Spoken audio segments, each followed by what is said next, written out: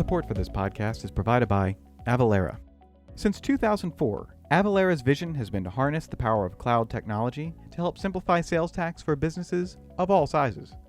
And their solutions are designed to affordably scale with businesses as they grow. Collecting tax for the government is something businesses just have to do. But getting the job done efficiently and correctly can be an incredible challenge because tax rules and regulations can be endlessly complicated. Avalara keeps track of how thousands upon thousands of products are taxed in more than 13,000 tax jurisdictions, and that's just in the United States. With more than 1,000 signed partner integrations, Avalara likely integrates with the ERP, e-commerce, mobile payment, and point-of-sale systems you use today. Find out how your business can be sales tax ready at avalara.com/taxnotes. That's avalara.com/taxnotes. Avalara, tax compliance done right. Welcome to Tax Notes Talk, a podcast from Tax Notes, the leading source of tax news, information, and analysis. Welcome to the podcast. I'm David Stewart, Editor-in-Chief of Tax Notes Today International. This week, the state of the IRS. April 18th will mark the end of the third tax filing season since the start of the pandemic. This season has seen continued challenges for the IRS, with a backlog of millions of paper returns and difficulty staffing the phone lines. But with a recent increase in the IRS budget and streamlined hiring process, are things starting to improve? To answer these questions and more, Tax Analyst President and CEO Kara Griffith spoke with IRS Commissioner Charles Rettig on our monthly webinar series, Taxing Issues. What you'll be hearing shortly is an abridged version of their discussion that took place remotely. We'll link to the full interview in the show notes. So joining me now is Kara Griffith, the host of the Taxing Issues webinar series. Kara, welcome to the podcast. Thanks so much for having me today. All right, to start off, could you tell us a bit about the Taxing Issues series? Absolutely. We have really enjoyed doing the Taxing Issues webinar series. We started it a couple of years ago, and it was the fallout of the pandemic largely that we had planned an in-person event to celebrate Tax Analyst's 50th anniversary. And when we couldn't do that, we pivoted and we started a webinar series. Taxing Issues is a monthly webinar that we host on a variety of tax issues, federal, state, international, and sometimes we will even branch out beyond that. We've had some policy. We've had a lot of tremendous guests on, and it has been a lot of fun to hear from different people.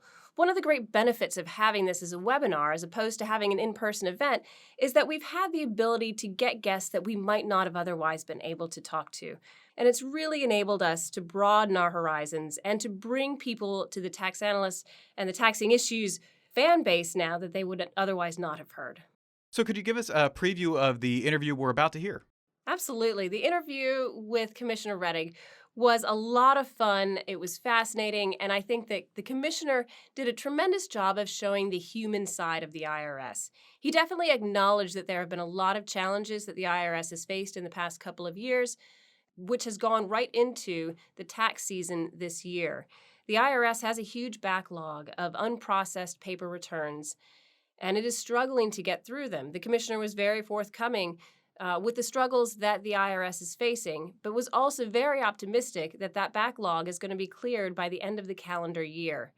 He also went on to talk about the technology improvements that the IRS is looking to make and a lot of the challenges that they are facing with the lack of resources that the IRS has seen in probably the last decade.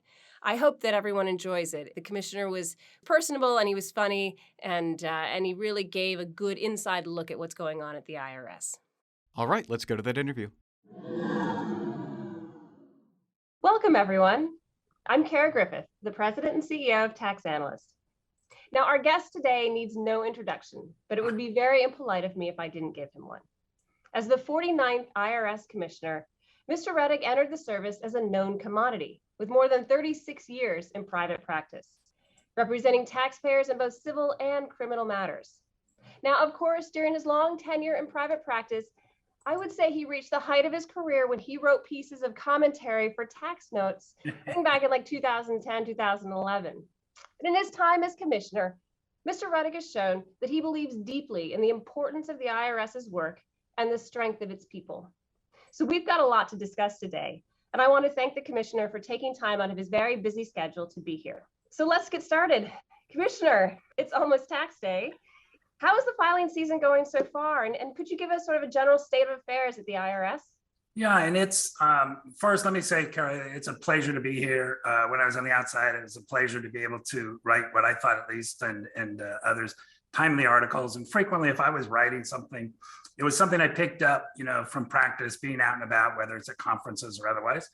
As you said, I'm a tax guy, and I always introduce myself as a tax guy in the professional environment. To me, in tax, what somebody's credentials are is only part of it, but basically, tax administration, whether it's from the private sector or the government sector, it's important for the country. And what we faced at the Internal Revenue Service, certainly during the pandemic, I think has been important for the country. And also, I would be the first to say, as a tax guy with 36 years experience, with a wife who is a tax preparer, she's in the tax department of a business management firm, has been anything but user-friendly for tax professionals. And that's not lost on anybody at the IRS, including myself. Like everyone else, the pandemic hit us hard and continues to hit us hard. I will say today, and I'll say, after my term expires, I think we gave it our best. It's very clear, and it's easy to say we didn't always get it right.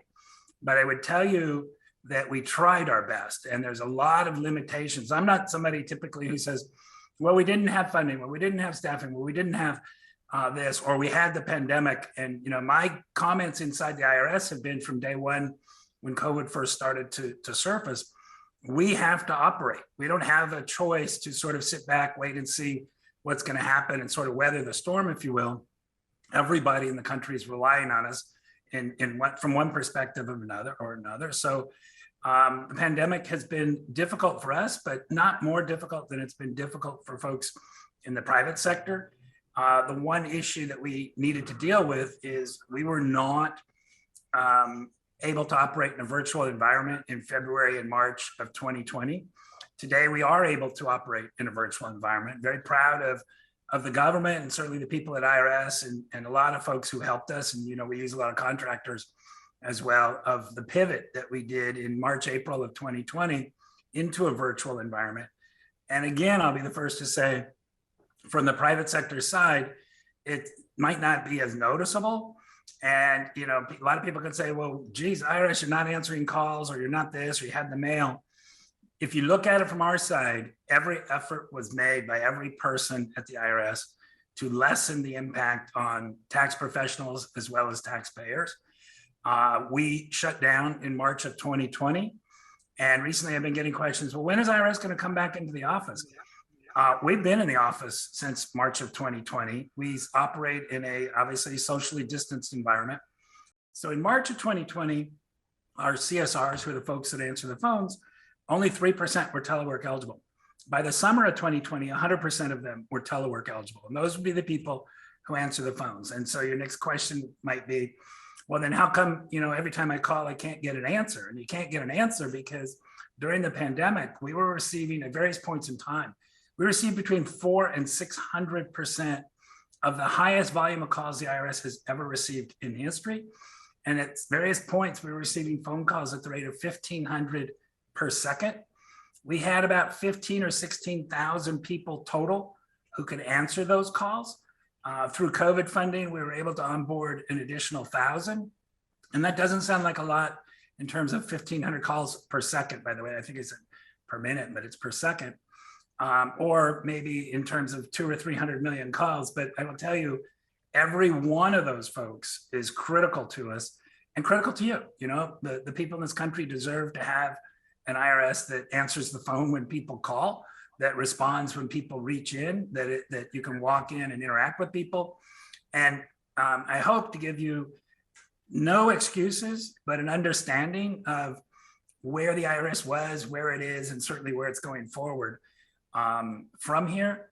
That the challenges that we've faced, we had short-term challenges, which are pretty obvious today, inventories and phones, level of service and such. And hiring is another short-term challenge. The long-term challenges are funding.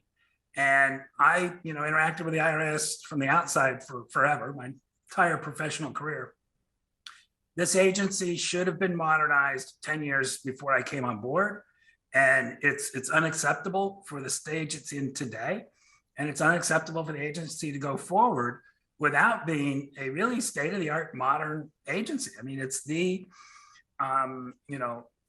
we touch more Americans than any organization on the planet, public or private sector. That we are, I think Fiscal 21, our gross revenue was $4.1 trillion. That translates into about 95 or 96% of the gross revenue of the country. And during the pandemic, we were the front line for the US government. We were the people who talked to people who, were holed up in their home for this or that. And maybe people called with respect to trying to get an economic impact payment or such, or a tax related issue. But I will tell you, once they got on the phone with us, those calls very rapidly switched to people telling us their life story, the impact of the pandemic. They lost a spouse, they lost a neighbor, and things like that. And so one area that you may not be supportive of, but I'm going to tell you that what we did was I told our people to stay on the phone, right? We are the only people who are touching people in that scenario. Stay on the phone, interact with them as a person, because people in this country were going through something they had never gone through before. None of us had ever gone through before. Let people talk about their family, their this or that. So that raised our average call time by about 4 minutes in the average. Some obviously would be longer and some would be shorter, but the average went up about 4 minutes. But when you look at the volume we're trying to deal with, that impacted the ability of the IRS people to answer a lot of other calls.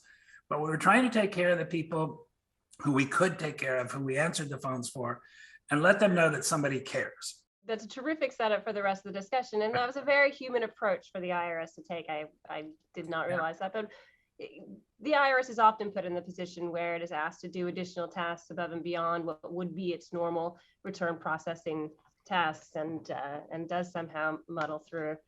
So let's get to one of the biggest questions that I think is on the minds of everyone, and that is the backlog. So we've been through the pandemic. We are where we are. Is it realistic to think that you can get through the backlog of unprocessed returns by the end of the year? Is that a realistic expectation? There's going to be challenges. There's going to be challenges that we don't yet know about that will happen. And if you can't, then what's the backup to that?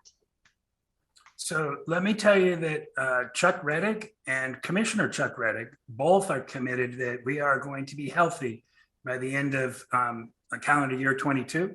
So December 31, 22. We talk in terms of before we go into filing season 23. And you have my commitment on that. We are not operating on, well, there's 39 weeks. We can process, this many per week. Therefore, we do that many per week and we go home. We have done everything we can to process as quickly as we can. We have tried things that a very risk-averse agency never would have considered 2 years ago. And we are looking to, my terminology is crush this inventory as quickly as possible. And so if we finish up early, you're not going to see us pat ourselves on the back, because I would be the first to say we probably should have finished up early last year, but our volumes were significantly larger last year than they are this year. What we're seeing, things that we've done, in the last 6 months, so the last quarter of last year and the first quarter of this year, have had a significant impact on where we are and where we're headed. And when you see IRS folks use the terminology about getting back to healthy, healthy is in the eyes of the taxpayer and the tax practitioner, tax professional. It's not in the eyes of the IRS. Healthy for us is to run on sort of a stable system. Support for this podcast is provided by SafeSend. Empower staff with tax automation software that is transforming the accounting profession. The SafeSend suite improves your firm's processes, from engagement letters and client organizers to assembly, delivery, and e-signing of tax packages. The SafeSend suite makes it easy. Clients love the intuitive, consistent experience at every step of the tax engagement. Staff love reducing the time they spend on manual, labor-intensive tasks. Schedule a demo at safesend.com to see it in action. That's safesend.com. Where are we currently? I'm going to throw out a couple of numbers with respect to current filing season, and then some backlog numbers that are really current as of this or last week. So some volumes, unprocessed paper returns. Paper is the item that's got the IRS on its heels. We received last year almost 17 million paper returns. as you know, for what seems like ever, the government has been saying electronically file, electronically file. We came into filing season 22, the current filing season, really pushing buttons to say e-file, request direct deposit, make sure you have an accurate return. And to get an accurate return, we sent out 200 million reconciliation letters on the EIP payments that people received. Another 57 million reconciliation letters in the advanced child tax credit arena on the amount of payments they received. People received either 6 or 7 of those payments during the last half of last year. So in total, we sent out 257 million letters saying, hey, this is how much you got. We also said you can get an online account and you can check in your online account to see how much you got. Well, why would we put all that effort in there?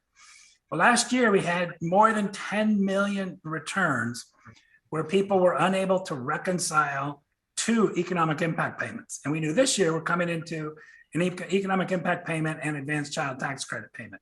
So the idea was get as much information in the hands of the tax professional and the taxpayer, if they're going to go it on their own, to be able to reconcile that. So we sent out 257 million payments.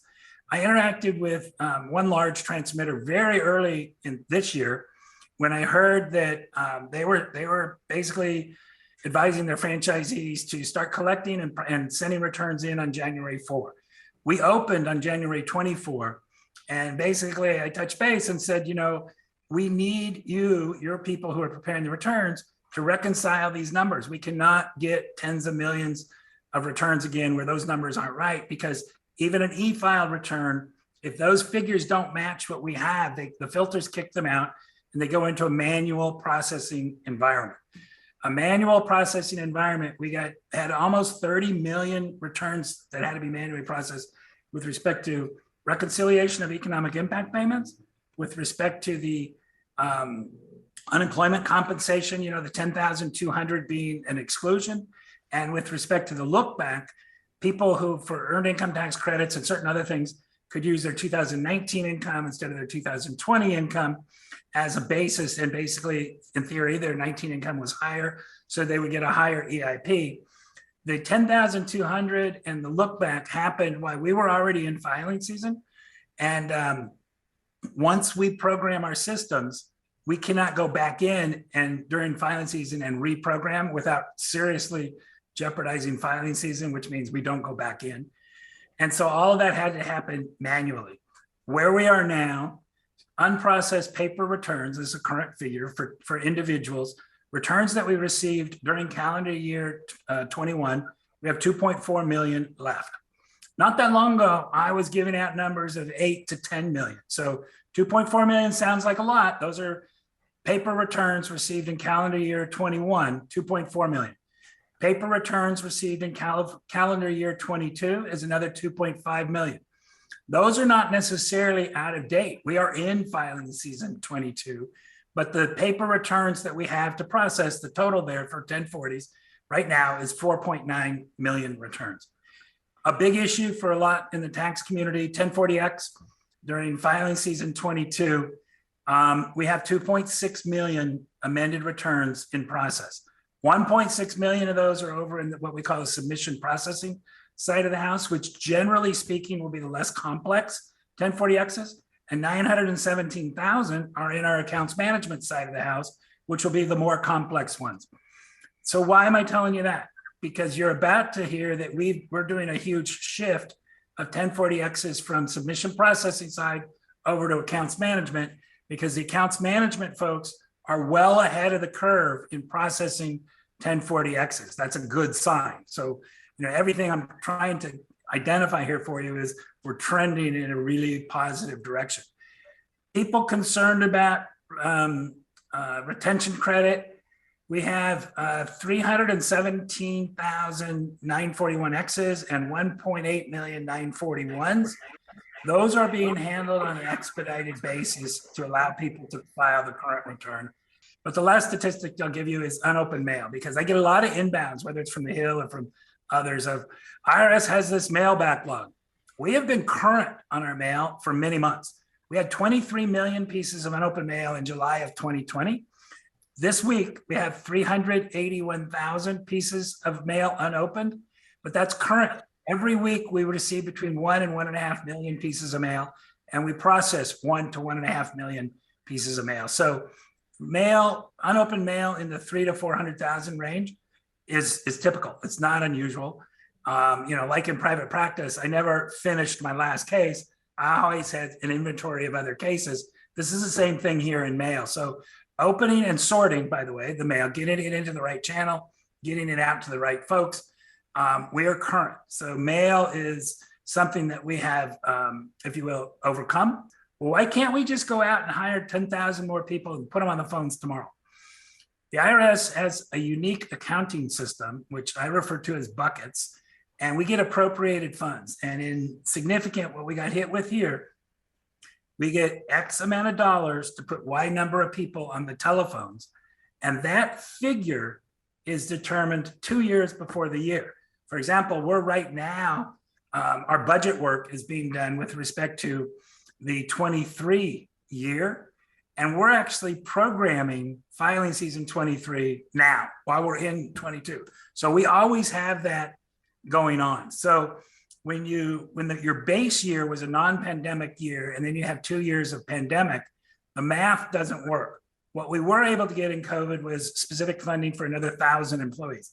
But know that I couldn't take 1,000 employees, or FTEs as they call it, the dollar value, and move it onto the phones and be impactful. So we had to come at it from other directions. Why do I believe that we're going to be able to get through this? March 15 of this year, we got our budget. We got it last year, by the way, March 11. Why am I telling you March 11 and March 15? Which means that we went half of each year on what's known as a continuing resolution, which says IRS, operate on your prior fiscal year enacted budget, right? So we get our budget halfway into the year to know what our annual budget is. I basically get 6 months to figure out how to spend the money they give us, let's say in the IT world, for technology. If we can't spend it, it goes back. It's 1 year money, not 2 year money. So we get the money and we try to do it, but the start stop, and this goes back 10 years, the start stop on the funding is just death for any organization, let alone the IRS, to be able to build out a robust IT infrastructure. And had this infrastructure been built out, designed, implemented, et cetera, 10 years ago, we would have been answering those phone calls. We would have been processing that mail, right, in a more timely manner. Instead, we're somewhat caught on our heels. So you'll hear people at IRS talk a lot about continuing resolutions, CRs. There have been more than 100 CRs since tax year 2001. Start, stop, start, stop, start, stop. And it's not unique to the IRS, but the IRS is the one that's kind of behind the curve trying to do this. What we got on March 15, Congress rescued us. I testified last week, Senate Finance Committee. It can't be more clear. Congress rescued us with not only a budget, they gave us direct hiring authority. And what that means is for submission processing accounts management, what that means, we can hold a job fair. And we started our job fairs. We got that authority on March 15. We started holding our job fairs in Kansas City, Ogden, and Austin, when we did on a rotating basis. In-person job fairs, people come out starting March 16. We have brought on board more than 2,500 people in the last 2 weeks of March. And as an example, in Austin, we held a job fair. 500 people showed up with resumes. 500 people got job offers. We're way over 90% on offers for people who show up in person. We're also holding job fairs virtually. It's a lower percentage because they need to follow up. But the critical thing is to offer somebody a job and get them in our doors within 30 to 45 days. That is significant in terms of going forward. So those types of matters make a big difference. The one thing I think that there was a recurring theme throughout what you were saying on the use of technology, and that technology is going to be really important to a modern IRS and for the ability of the IRS to serve taxpayers. And it sounds, and as you're talking about chatbots and things like that, and one question that I was kind of thinking throughout was whether the IRS is looking at different types of AI and machine learning in order to improve processes. I know, most businesses are, even tax analysts is considering how can we take some of the human nature out of identifying a code section in a story and having a computer link to it so that we can have humans doing other more sensitive, arguably maybe more important type of things. So what is the technology future for the IRS, and where do you see it going, and how can that then lend to better taxpayer service? So technology is critical for the IRS to get to their point, to get people the service that they deserve. We have the greatest country in the world. We should be, and we have the greatest, IT folks, right? The tech companies are here. They're founded here. They stay here. And it's really a lot of what people have to interact with all federal agencies, not just the IRS, is really unacceptable when you wrap it with the United States of America. We should be the lead, right? We should be the ones that people go, IRS has this. And unfortunately, we're not. And so in 2019, April 16, 2019, we launched our business modernization plan, a 6-year plan, $2.3 to $2.7 billion to quote unquote modernize, to bring present day technology into the IRS. $2.7 billion might sound like a lot of money, but at the same exact time that we announced that, 2 of the large banks announced that they were spending $12 to $14 billion a year for 5 years to do what we're trying to do for $2.7 billion. That's the difference between private sector and government, big private sector, right? Yeah. And then also, we really have to scramble for the money. So we launched this 6-year plan. We came up with it internally. We had it reviewed by McKinsey, which is an outside consultant. We adjusted for McKinsey's plan and pushed some stuff beyond the 6-year timeline.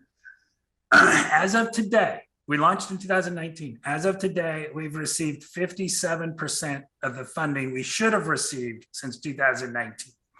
So you'll say, well, then you must be 43% behind. What we have to do, and every commissioner has always done, is take funds from less visible parts of the agency, move other things downstream, because we cannot fail to modernize, right? And we're behind where we want to be, but I have to tell you, some of the hurdles that collectively we and people on the outside have had to cross during the pandemic could have been avoided if this agency was modernized 10 years ago, 5 years ago, 3 years ago. There are technologies that would have helped us tremendously during the pandemic. And unfortunately, a large portion of our technology budget goes for operations and maintenance, basically the ability to keep the pumps running, to keep the lights on in the tech side of the house. Let me also talk about the current budget for fiscal 22 that we got March 15. There's a lot of press saying, well, IRS got an extra $675 million. Isn't that amazing? They ought to really be able to turn a corner. Know that somewhere between 3 and 350 million of that, so about half of that extra, goes for basically what I'll loosely refer to as our cost of living adjustments. Scheduled salary increases that happen, but also with our contractors, everything goes up. So we didn't get that. We got 675 million, basically cut that in half. And the half is going to go to help fund projects that should have been done before I came on board almost 4 years ago. So it's a struggle. Support for this podcast is provided by the University of California Irvine School of Law Graduate Tax Program. Ranked number 1 on the West Coast and number 5 nationwide, this innovative program prepares students to practice tax law at the highest level in the U.S. and abroad. Featuring a low student-to-faculty ratio, cutting-edge technology instruction, and dedicated career support, UCI's graduate tax program helps prepare students for a future in tax law. Program graduates are placed in top tax-related industries, practicing law in many major U.S. cities. Applications are open now. For more information and to apply to this highly selective program, visit law.uci.edu/gradtax. That's law.uci.edu/gradtax. There have been a lot of proposals on this increased information reporting, and that inevitably is going to be a burden on the IRS, right? If you're getting in all of this additional information, how are you going to gather it? And then what are you going to do with it when you get it? What are your thoughts on that, on how the IRS is going to handle the prospect of increased information reporting, whether it's from the American Rescue Plan of 2021 or some future legislation? And does the IRS have the resources to do something with this additional information that it might acquire? So as you know, in the information reporting space, something like 99% where there's withholding and information reporting gets accurately reported. When you drop one of those lanes, it drops down considerably and it goes below 50% without information reporting. So from a tax administration perspective, information reporting itself is helpful. I was and am supportive of information reporting in the virtual currency space because we know if you look at the affidavits in the various John Doe summons cases and they're public, if you look at the affidavits there, we know that information reporting and the receipt of information in the virtual currency space, people are challenged. And I get it. Some people say, well, I don't know how to report it. The questions that are there for a reason. We asked straight up, did you have any such and such transaction? We moved it from 3 pages back to right under the signature line for a reason. Read into, when you see us move something from one part of a return to another, read into it that it has a lot of internal attention, and know that every space on a tax return is highly sought after. So when we take up space on the first page, know that the IRS is focused in that arena. Look at those John Doe summonses, and you will see that we know that there is underreporting in that arena. I'm not saying underpayment of tax, because we have to look, but I'm saying underreporting. So it comes back to technology and funding to get us there. And the best example I can get is go back and look at the FATCA litigation. We got litigation to enact FATCA. We did not get, we got funding to enact FATCA, or legislation to enact FATCA. We did not get funding to implement FATCA in the terms of technology. So if you wonder, well, IRS has all this FATCA information they've not been able to use, we're waiting for the funding, or we have to less visible to more visible, et cetera, type of a thing there.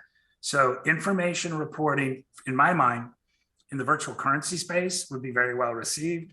We need funding for that. Otherwise, you're just building a bigger haystack to be out in the yard. And by itself, those haystacks are not impactful. Certainly, there's a deterrent effect anytime you have information reporting, but you don't burden people just to create a deterrent effect. You as much as it helps to get information reporting and maybe to open up some audits or this or that in certain spaces, it should also help us stay away from certain audits. And you mentioned AI a few minutes ago. More than half of the audits that are conducted in small business are selected by AI. And as you go forward, I think within 2 or 3 years, it'll be 100% of the audits in the small business space will be selected by AI. And then you'll see AI continue to enhance. We have quite a few data scientists and analysts on board, and they're helping us know where to go.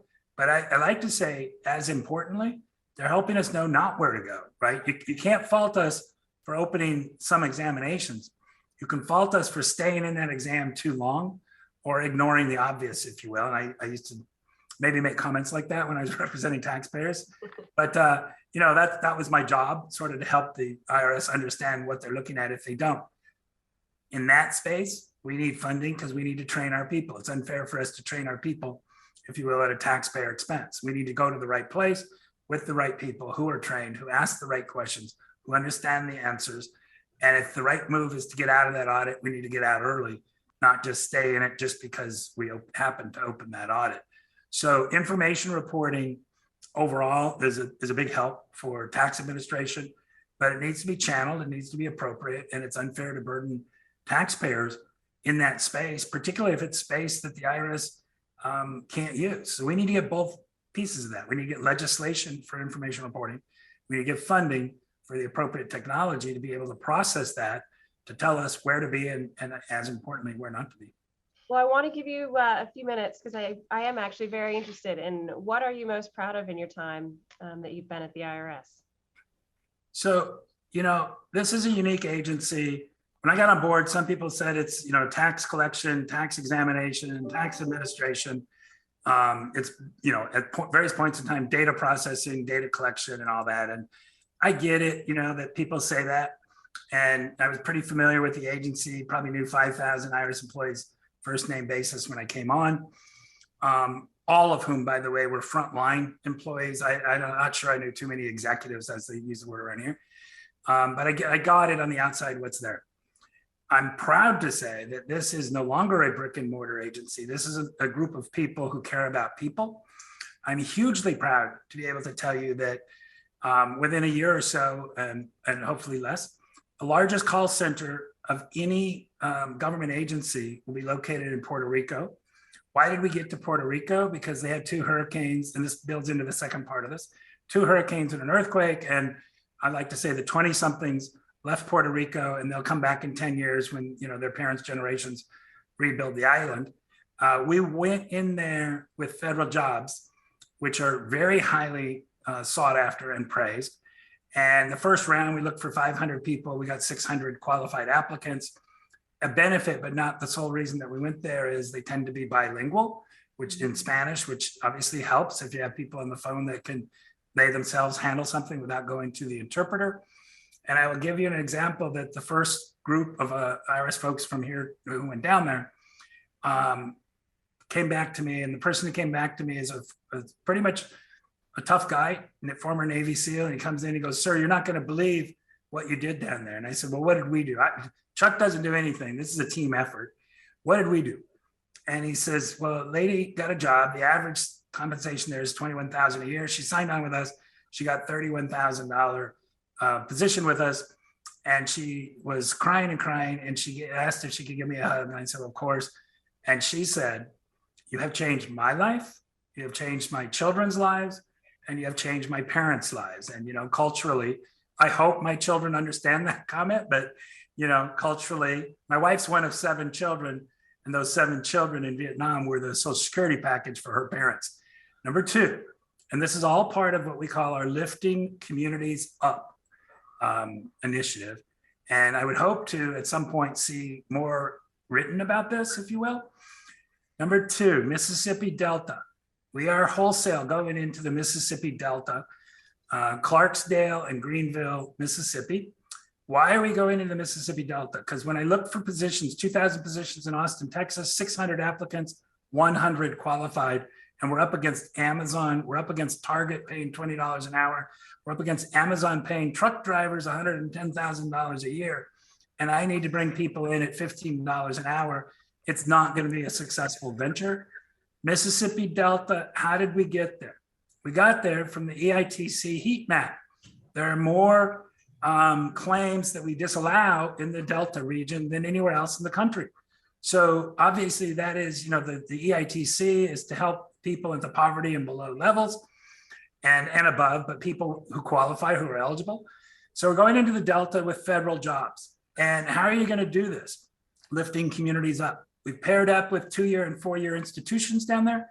We're bringing high school VITA into the high schools there so people understand giving back, people understand the IRS, and we're going to create a pipeline of skilled employees. This is probably a 6 or more year project, and we are just now getting off the ground, but it's a longer term project for the IRS to go into communities that are underserved, that are challenged, bring jobs in, skill the people in the communities with a hope, right, that they stay with us. But if they don't, we skill them up and they go somewhere else. And bottom line is they're better off. So rather than maybe a data processing or a tax collection or whatnot agency, what I've given to the employees here is we are a group of people, and I just say it loosely. If you have a better word, then I could say it shorter. We're a group of people who care about people. Expect us to go into communities as a method going forward. We have 6 different places, which we're not going to announce, but we have 6 different places around the country that are equivalent to where we are now in the Delta. And the best way I can describe what we've seen from facilities down there, we were offered a closed school. We were offered a closed hospital. A community that has a closed hospital, a community that has a closed school needs federal jobs in that community to help support the community. And I want you to be proud. This is the IRS. It's the people of the IRS. And I might have opened that door, but I will tell you that our employees have passionately gone through that door. We go down there, we do a lot of different things, and everybody who comes back from there energized to say, you know what, I work for the IRS. That's my team that's down there. And I'm as proud. So I went over my 2 minutes, Cara, but I want people in this country to understand in a broad perspective of IRS is people who are working really hard, who have done their best to give you the services that you deserve, who know we have not been able to provide those services, but we are trending in a good direction, both for inventories as well as, I think, skill sets. And, we need funding for the technology. And the last thing I'll say is we are hiring across the board. So, That's right. It's a good plug. I apologize for going over. I'm hugely thank thankful for the opportunity. No, I think you have a lot. You have a lot to be proud of, and I really, really enjoyed the conversation today. I've learned a lot. I learned things about the IRS that I didn't know, and I genuinely appreciate that you took the time today to come and talk to us.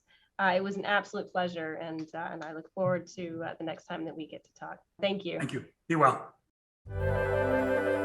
And now, coming attractions. Each week we highlight new and interesting commentary in our magazines. Joining me now is Acquisitions and Engagement Editor-in-Chief, Paige Jones. Paige, what will you have for us?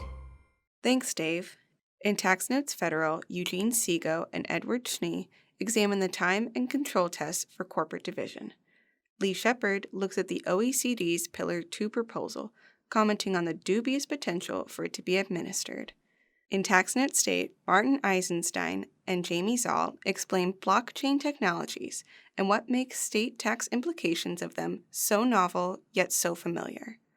William Hayes Wiseman argues that because the U.S. unemployment benefits model lacks the flexibility to accommodate mental health issues in the workplace, it may be time to reimagine the system. In Tax Notes International, 5 practitioners examine the taxation of ransom payments in Canada and the United States. Neil Pereira considers how the metaverse is changing the face of digital transactions and their taxation. In Featured Analysis, Carrie Brandon Elliott reviews the rules for assigning disregarded payments to foreign tax credit limitation income categories. On the opinions page, Marie Sapiri argues that the attempt by several states to enshrine an uncapped SALT deduction in federal law shows a confusion between state legislatures' political interests and state sovereign authority. And before we go, a special note. The submissions period for the Christopher E. Bergen Award for Excellence in Writing is now open. This annual award recognizes superior student writing on unsettled questions in tax law or policy. Eligible students must be enrolled in an accredited undergraduate or graduate program during the academic year. Submissions are due by June 30th. Visit taxnotes.com/students for more details. That's it for this week. You can follow me online at TaxStew, that's STEW, and be sure to follow at TaxNotes for all things tax. If you have any comments, questions, or suggestions for a future episode, you can email us at podcast@taxanalyst.org. And as always, if you like what we're doing here, please leave a rating or review wherever you download this podcast. We'll be back next week with another episode of Tax Notes Talk. Tax Notes Talk is a production of Tax Notes. You can learn more about us by visiting www.taxnotes.com/podcast. When major media wants the straight story, they turn to Tax Notes. Thank you for listening, and join us again for another edition of Tax Notes Talk. Support for this podcast is provided by the District of Columbia Bar. The District of Columbia Bar's tax community will hold its annual Tax Legislative and Regulatory Update virtual conference on May 4th and 5th, 2022. Register now to engage in timely panel discussions on hot topics including legislative and regulatory updates on corporate, partnership, and individual taxation, tax-exempt reforms, international tax, including the latest OECD developments, taxation of financial products, compensation and benefits tax, and more. Speakers include high-profile government officials from Treasury and the IRS, as well as staff of the congressional tax committees and private sector experts. The conference is virtual and open to all. DC Bar membership is not required to attend. Visit dcbar.org to register today. That's dcbar.org. Want to see more like this? Subscribe for more tax videos. Special thanks to our executive producers Jasper Smith and Paige Jones, as well as showrunner and audio engineer Jordan Parrish.